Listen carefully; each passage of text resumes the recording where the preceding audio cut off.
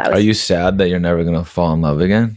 No, because I feel like I fall in love with you every single time that like we get our time together. I got you, yeah, my crew. We got you, yeah, alley-oop, yeah. 'Cause we do what we do. We got you, yeah, alley-oop. Hello, everyone. Welcome to Pan and Unicorn, the relationship podcast, episode 4. Let's go. Number 4. Yes, I almost was going to say it in Spanish, but what's Cuatro. Cuatro. I got you with me. I love it. So anyways, as you guys know, we upload new episodes every Monday. So make sure you guys tune in here every Monday for a new episode. And we do want to say another like big thank you to you guys for supporting us, sending in so many amazing comments, sharing your stories, and just all your support. We really, really appreciate it. And you ready to send some love, babe? Let's do it. Let's send some love. Send some love. So make sure to grab your phone and send some love to someone that you care about and that you're thinking about them.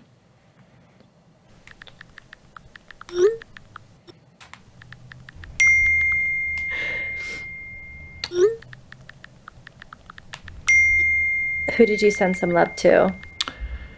I sent love to the team at Brand Sauce. Oh, that's very sweet. So one of the companies that I work with, and the girls are super supportive and watch all of our stuff, and I sent them all love. Oh, that's amazing. That's so sweet. And you?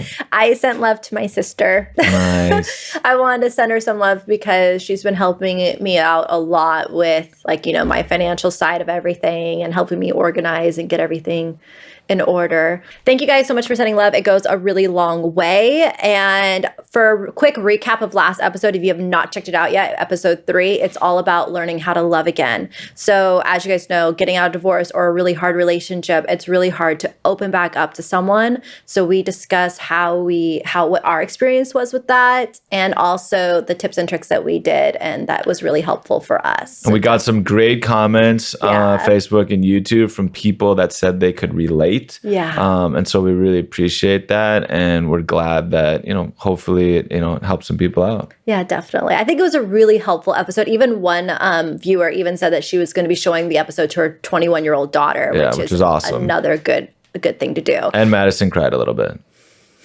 I know. It was hard. That was a rough night, and I was just emotional. Okay. So, anyways, episode 4. So what we did was we had everyone that's in our Facebook group ask questions, and we told them that if we picked their question, we would give them a $25 gift card to our Pan and Unicorn store. And we got some awesome questions. We really, really appreciate it. And so, we thought it'd be like a good way to kind of give back, get people more involved, get some more people into the Facebook group so we can kind of all know where we're from and where we are. We had people from all over the world, Canada, Australia, Israel, just all over the US, which is awesome. So it was cool. So it's awesome. Episode 4, Q&A. And we'll get into it. Yeah, you ready? All right. First question. You go. You want me to go first? You read this one. I'll read the next one. All right. So question 1, babe. This is from Lauren Carroll. She says, thanks, Lauren. Was it hard for you guys to introduce one another to your family and friends? Yes. It was very difficult to introduce Madison to family and friends. I think that when you get out of a divorce, and for me, I was dating for a while, I didn't really know, how soon or, how long it would take to kind of have a first girlfriend. But it was really hard thinking that some people are just judgmental as far as like, wow, you have a girlfriend already? Or it took you so long to get a girlfriend. Like, I don't know how much time is appropriate or not appropriate to finally have a girlfriend. But I think you get some judgment on that. And then just most importantly, I think for me was the feedback. Like, obviously, I really like Madison and I was really getting to know her and enjoy her. But you kind of are like, worried about what other people will say, specifically my family. And there's that nervousness of like, okay, will they like her? Will they not like her? Will they tell me if they don't like her? Will they tell me if they do like her? And so I definitely think introducing someone, out of a relationship and you finally have a new girlfriend is always scary. It's always nerve-wracking. Not really sure if there's best ways to do it. For you guys listening, like, is there a good way to like reintroduce your first girlfriend or first boyfriend post divorce or long relationship? I wasn't really sure what to do. All right, Lauren, great question. Now I'm going to ask Madison, was it hard for you to introduce me to your family and friends? Yes, it was very hard. I think what was really hard was my dad, since the divorce, everything was so fresh, and you were the first person they were meeting. I think if it, it's hard when you meet the first person. I think with my dad, he was it took him a while to be ready. And because I feel like he lost a son and everything and just felt very betrayed about everything. And so it was hard for him to open up to meet someone new. It just was a really hard transition for him. But he's done a lot better now. And he loves you and he likes you and he loves how much you were there for me and the girls. That was a really hard time. Madison was deathly scared of me meeting her dad. Yeah. She put in all this fear into me about how difficult it was going to be. Well, I was just worried just because I knew it was going to be hard for him. I knew it was going to be hard. Look, I think it's hard for all parents, right? If you're a parent and your kids get divorced and then they get back out there and then they're meeting someone. I mean, I know, again, I think for my parents, it's like a catch. It's like my mom didn't want me to be lonely and be not dating and doing nothing and not having the kids. But then if I say, oh, I'm dating or, oh, I have a girlfriend, they're like, well, then move slow. You're going too fast. It's like, well, what do I do? Like, either you want me to be with someone or you don't. Like, which one? And I think that balance is just like really hard. And, as far as introducing you to friends, I mean, I think the friends are kind of trusting that, you know what you're looking for this time around and that, you'll take it slow. But Madison was awesome. My friends were like, oh my God, she's fun. She's nice. She's cool. She can party. She can hang. She's awesome. Yeah, it's the same thing. My sister loves you, my brother-in-law, everyone. My brother always tells me, like, my brother's called me up twice and he goes, I love Ross so much. He's like, he's such a good guy. He goes, he's way better than the last one. He's like, you can actually have a conversation with him. And he told me, he goes, I see him with the kids. And he goes, it's so genuine. He's like, it's so authentic and natural for him with the kids. And he goes, you just see it. He called me after the birthday party that we did and told me that. And so it's just, it's great also hearing those things because you do get worried about dating someone after getting out of divorce and when the relationship doesn't work because you worry that you're like, wait, am I going to be blinded? Am I going to make the same mistakes? Should I listen to others to hopefully not make the same mistakes? Yeah. Like, are my feelings going to blind me? So getting that, that validity or like that, from your family and your friends, it's really helpful, especially afterwards. The one thing I will say as far as like introducing each other to friends and family is that because we're doing this a second time, there's not really the pressure of if I would have met you and we had never been married and never had kids and I'm introducing you to my friends and family. Yeah. I actually think there's more pressure then because it's like, everyone's putting pressure on you to hurry up, get married, have kids, and do all of that. They do that. Where with Madison, like I introduced her to my friends and family. Like if it doesn't work out, like it's like we just go our separate ways. Yeah. And we've been there before and we've done it. And B, like we're not in a huge rush because we don't have to be. We don't have to. Like, we've already done the married thing. Right. We've already done the kids thing. Right. So there's not as much pressure. It's like, but I feel like there is still a pressure there, but it's a different type of pressure. More about the kids, I think. It's about the kids and it's about taking things, like how you were saying, taking things really, really slow. Yeah. Like there's a pressure when you don't have kids and never been married to get married fast. And then there's a pressure after, like if you're on the other side, to take things super, super slow. Okay, to keep this question going, were you nervous, or what were you nervous about when meeting my friends and family? I don't think I was nervous. I think I just have like a little bit of anxiety meeting new people, but I wasn't nervous. I was really hopeful that your family would like me. But I don't think I was like crazy nervous, and I'm pretty good at meeting new people. Okay. So, Funny story. So, Madison's dad would not meet me for a long time. And one time we literally went to her parents' house, drove there, and her dad would not come out to meet me. no. And I'm like, He just wasn't ready. I'm like, how long, are we going to date, before he'll be ready? And like weeks would go by. Like, yeah, he's not ready. He's not ready. He's not ready. Okay, I think he's ready. Okay, he's not ready. Okay, no, I think he's ready.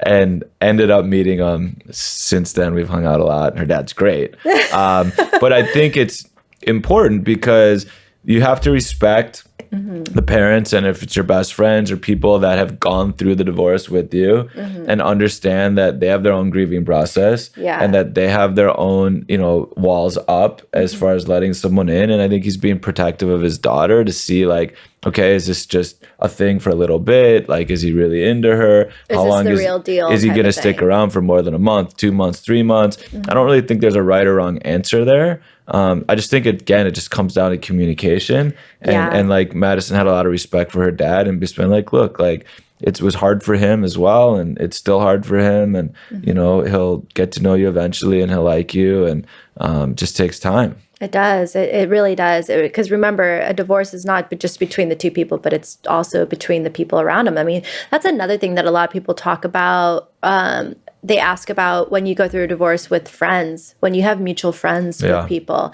It's like the friends don't know what to do. They're like, wait, what side do I go to? Yeah, I have that right now with my ex and some friends. And it's normal. Like, it's going to happen. It's hard. It's really hard. So, Lauren, great question. I would love if anyone was in our position too, and because we've spoken and we've gotten a lot of comments from you guys saying that you've been divorced, you've met someone new. How was the process for you? Yeah, I would love to hear from you. Yeah, a lot of you guys made comments that you guys have gone through divorce or bad breakups. So, how did you guys introduce your current boyfriend or husband or wife or girlfriend to your family? Yeah, let us know. All right.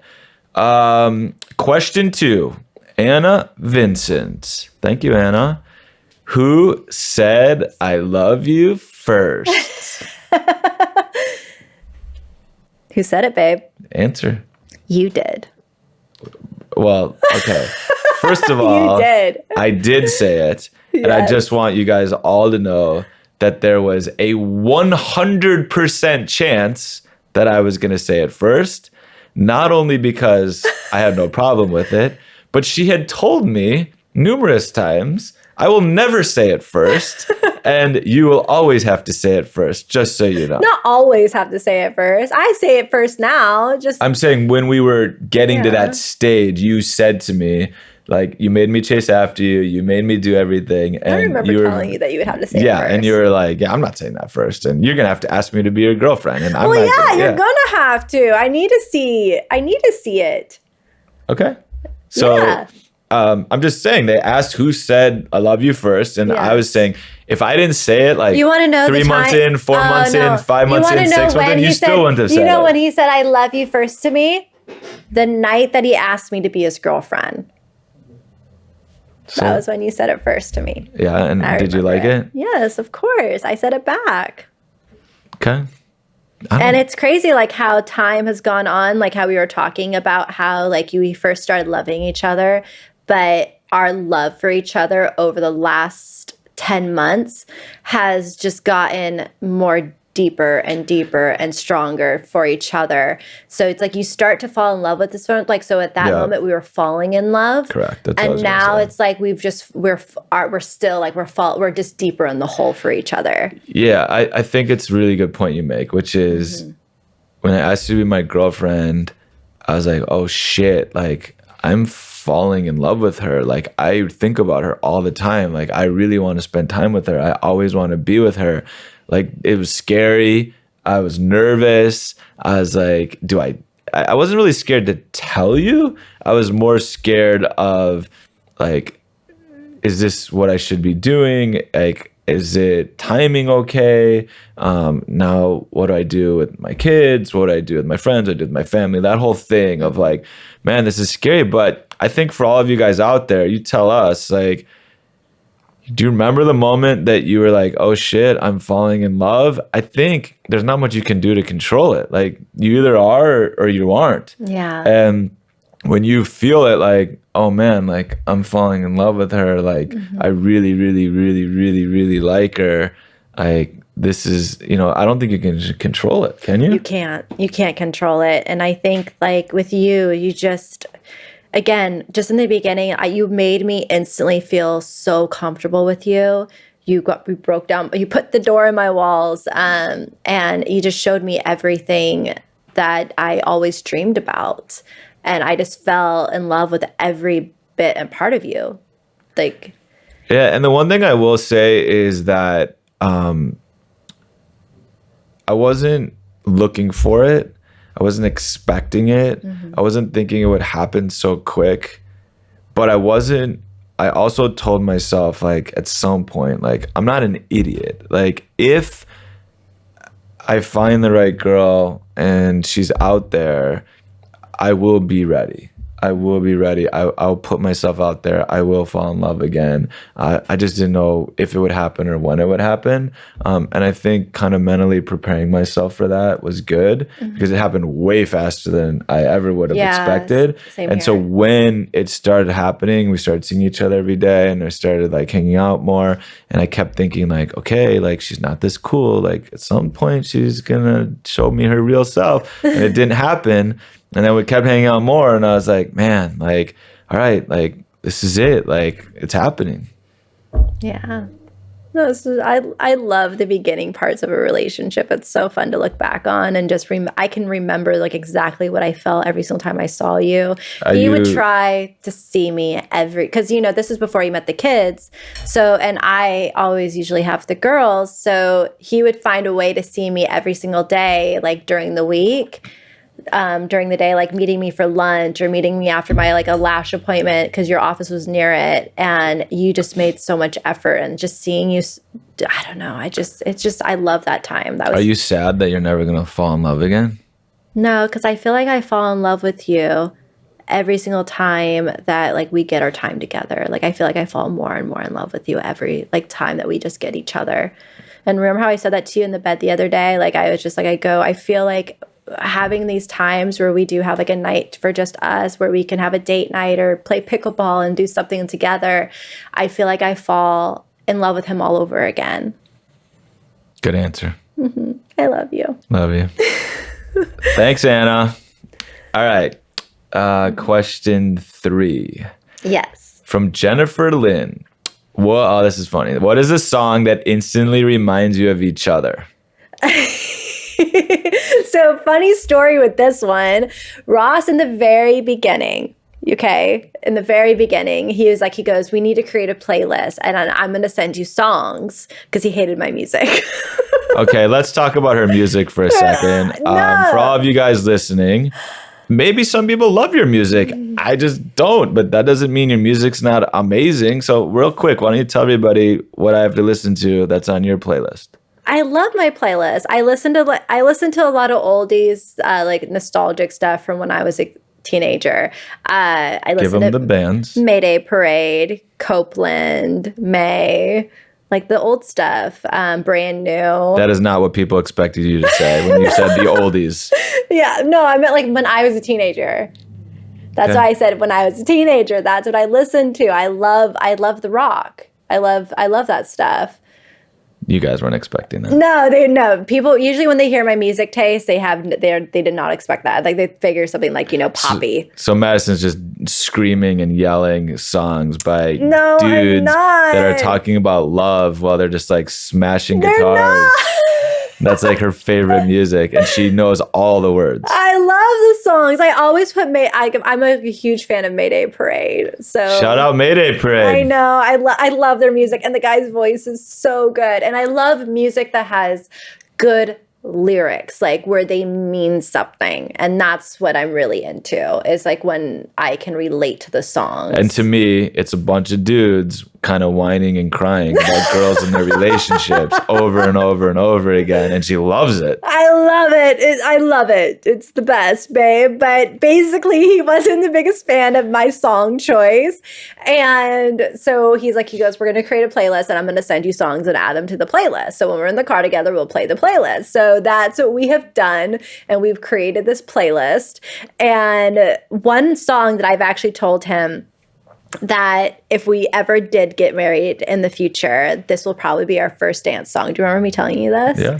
And it's the one that whenever I hear it, I just think of Ross. Like I just think of him. And it's Kygo Sunrise. Used to play it. You play it all the time, but anytime I hear it, I'm just like, I just think of Ross dancing. Like, yeah, I love it. That's a song that just reminds me of you. And the song that reminds me of Madison, because it's on the playlist, I put it on. Madison starts dancing next to me in the car, right? It's from The Weeknd. Shout out The Weeknd. Yeah. Save Your Tears. Save your tears for, yeah. And Madison starts dancing. It's really cute. And actually, Madison is a good singer. We did karaoke one time. You're so sweet. I'm a horrible singer. It's not terrible. I'm telling you. It's not that bad. She's actually a pretty good singer. Has a decent voice. And so when I can get her dancing around and singing, it's highlight. Yeah. Well, just like the other night with the girls when we were doing, Frozen and Moana. Yeah. And then you were even singing the songs with us. And just while we're on the music front, I'm just going to throw this out there. I don't know when and I don't know how, but at some point in my life, I'm going to be a DJ. Oh my God. This was on his Hinge profile, you guys. Madison laughs at me all the time, but look out for Pan and Unicorn. Madison's an amazing dancer. She can dance all night. And I will be playing music. It really stems from the fact that I've been fortunate that I've been able to go out at night and go to clubs for a long time. 99% of the time, the music's awful. And I don't understand why it's so difficult to put music on that people like to dance to. And so I haven't had the time. I don't know how to do it. I don't own any records. I've never DJ'd. But I know I can put music on that people will like for 2 hours straight. So I'm putting it out there now. One day. Ross is going to be a DJ. It's not going to happen anytime soon, but it's coming. It's coming. You guys, I'm not kidding. He had this on this Hinge profile that one of the days you're going to be a DJ. Yes. Oh, I figure if you you just put it out there, you never know. You're my Peter Pan. All right. Thank you, Jennifer. Yes. That one, when I saw that one, I was like, oh, this is perfect for us. All right. So for question 4, we have it from Sarah, and I hope I don't butcher the last name, Nink Smith. And Thank you, Sarah. her question was, how do you fight and problem solve in a healthy way? Sarah, good question. I think fighting, problem solving is clearly, we all deal with it, all relationships. I learned a lot from past relationships. And the one thing that I did do early on, even in our honeymoon phase, like before we had any issues or any fights, we were just purely in love and in Madison's favorite state of bliss. I asked her, what were your fights like? How do you fight? And she was just like straight up honest, and which was great because it was good to have these questions. And she told me a couple things. She said she would let things build up and build up and build up and say nothing and say nothing and say nothing, and then get to a point where she couldn't take it anymore and she would explode. And I was like, okay, it's good she's telling me that because we need to avoid that. That's not good for her. It's not healthy for her. It's not healthy for our relationship. I do want to say why though. I don't want people thinking like, oh, you just bite your tongue every time. The reason why I do that, I think, is because of past relationship. When I did try to voice how I was feeling or what I had a problem with in any way that I could do it, didn't matter what approach I took, I was ignored. It didn't matter. whatever I said or how I felt did not matter. And I never felt heard. So that was one of my, like, that was kind of like my thing. Like, well, if I have an issue with someone, like, is it pointless for me to say something? Because it's not going to be listened to. So that's, I think it was just like, you know, that conditioning that I went through for so many years. That's why I let that happen, and why I've like just bit my tongue and been like, okay, well, just suck it up. I've had to learn to suck so many things up for so many years. So it's just about getting out of that and learning how to like get out of that conditioned mode I was in for so long. I'm sorry, babe. That sucks. Yeah. Was that as a child too, or only one with boyfriends? No, it's just past relationship. Okay. So, good point that Madison made, which is, okay, I knew that. Okay, so she explained that to me. The other thing she said to me was she fights dirty. She's like, when I get really mad, I can fight real dirty and say really hurtful things. And I was like, oof, okay. I want to avoid that as much as possible as well.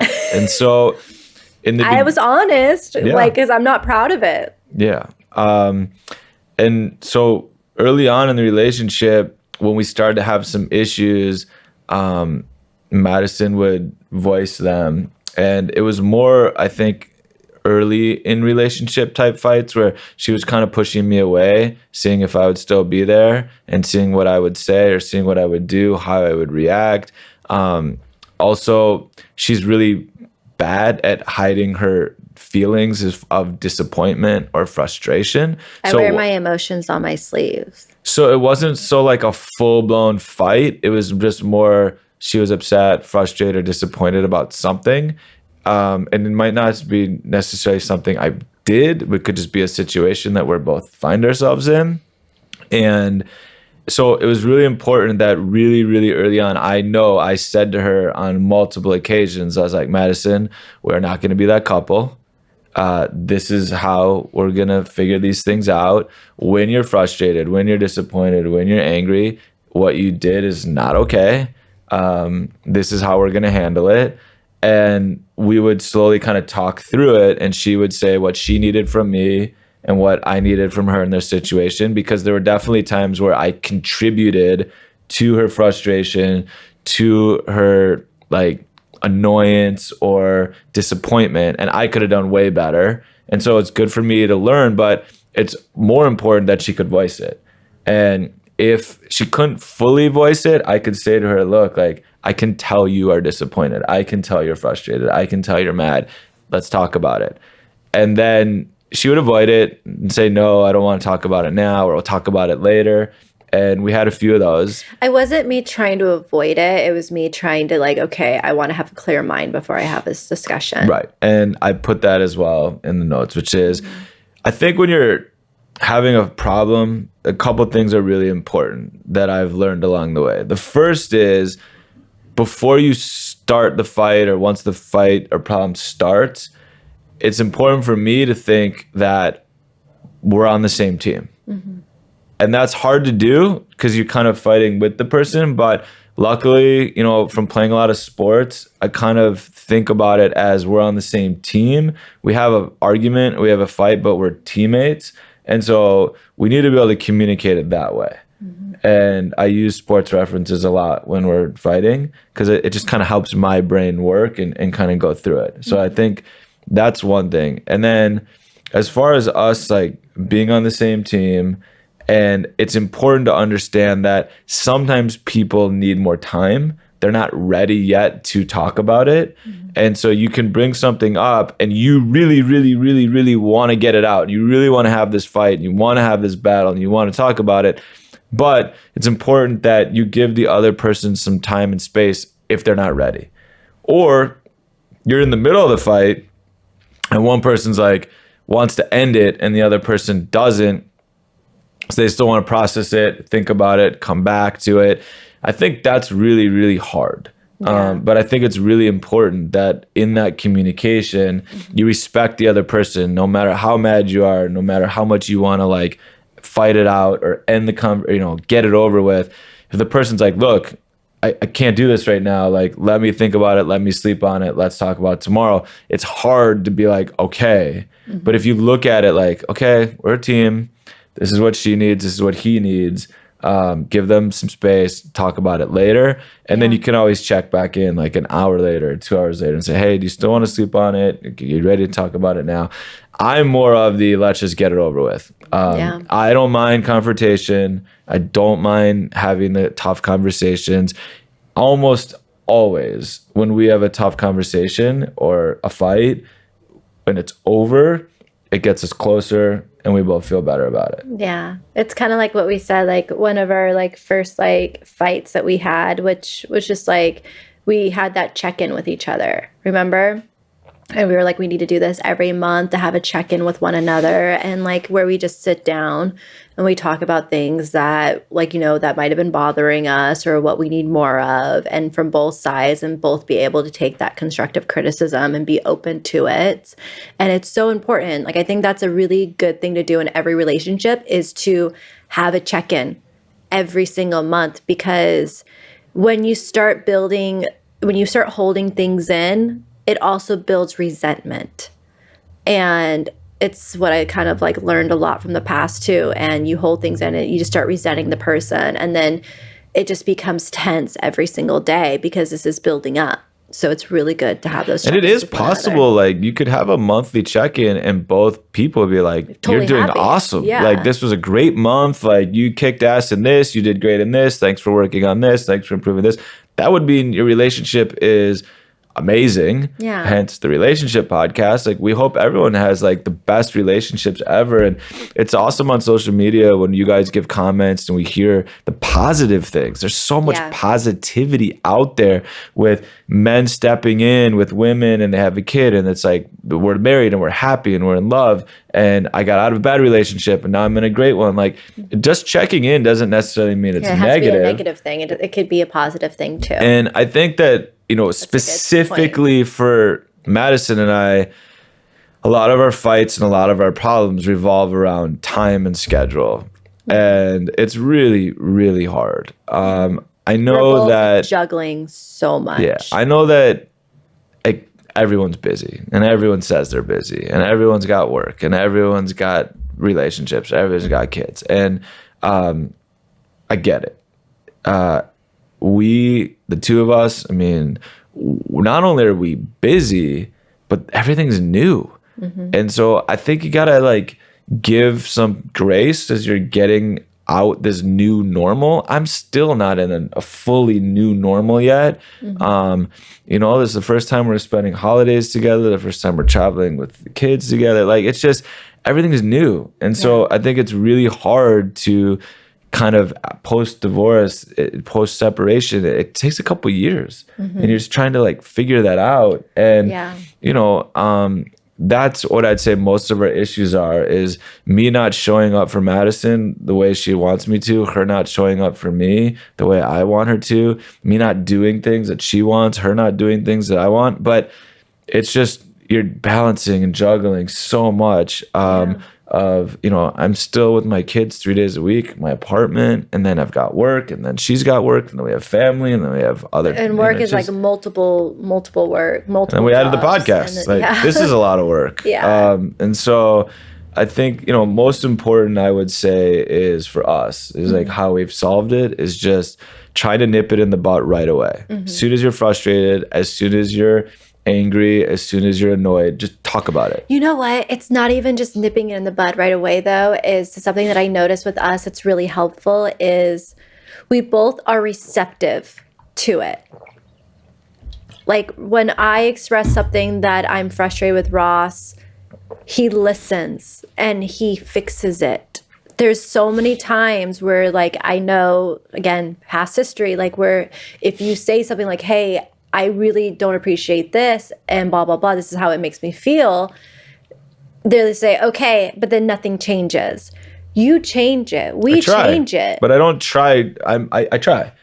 Yeah. Because we both want to do that for each other. Exactly. And that's why it works, though, is because you have to try. You have to put the effort into like listening and seeing how that other person feels and care about their feelings. And otherwise, nothing is going to get resolved.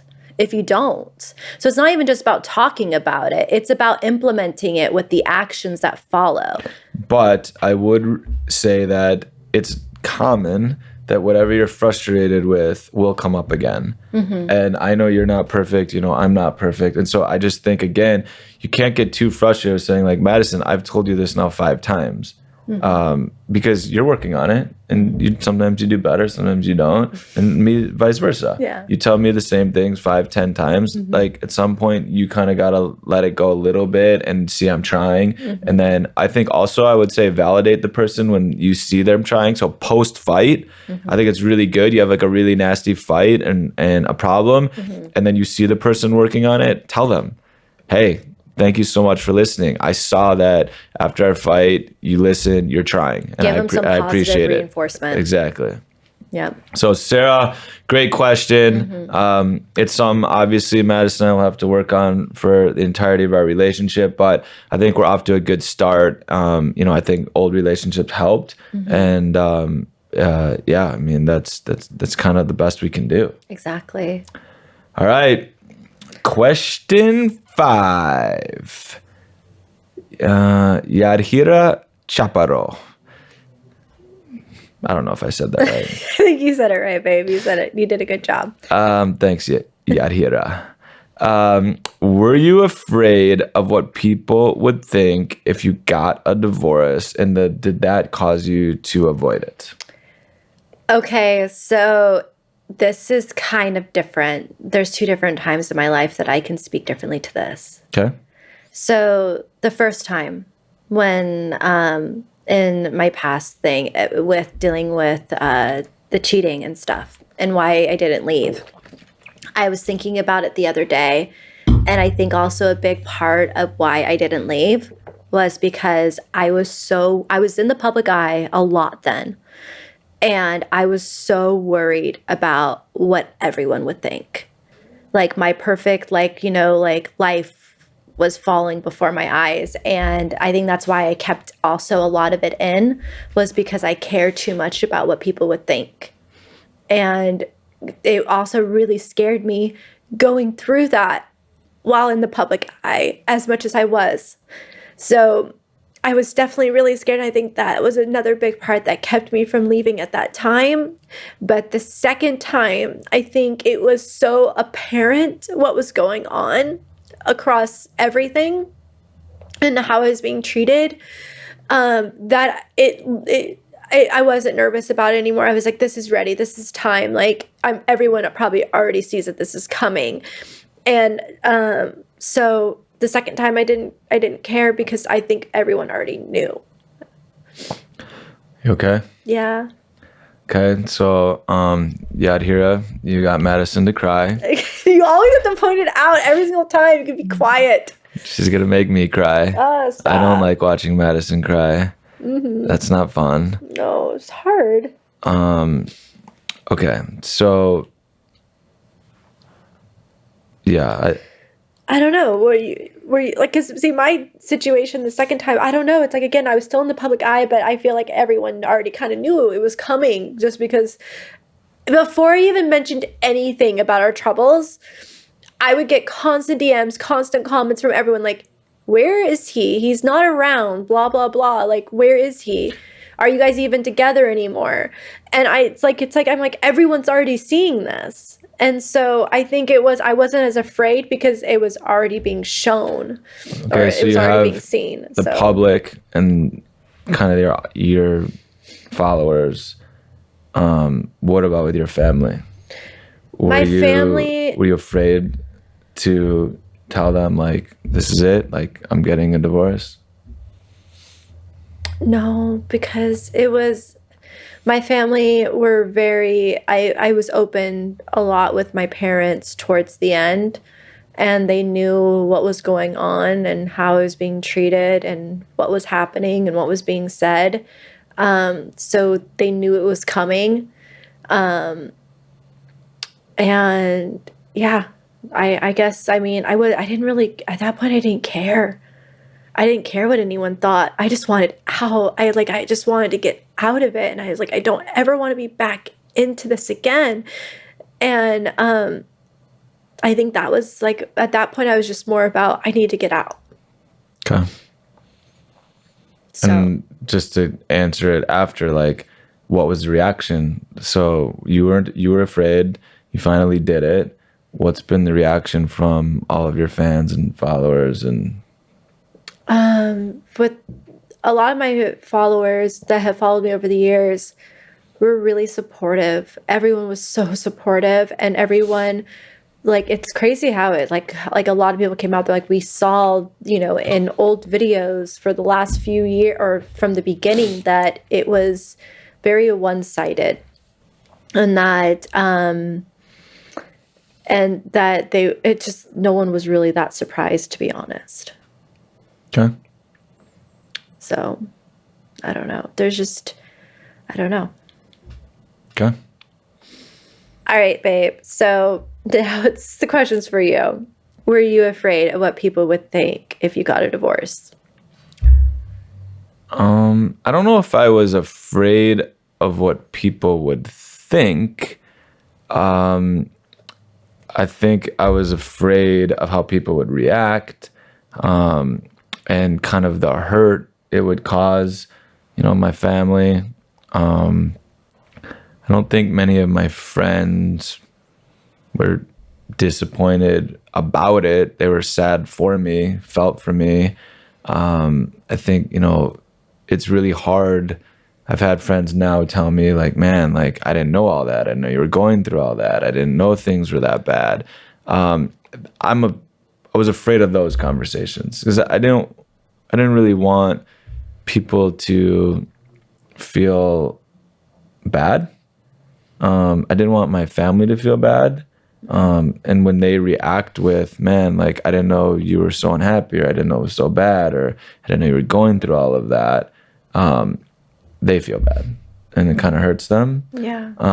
But I think ultimately, the fear of what people think, I just don't really have that in general. I kind of know myself and know what I need to do and what's best for me, and kind of put myself out there, and you know, ultimately had to do what I thought was best for myself and the kids. But I think that when it comes to other people, it's not about what they think, it's really about they feel.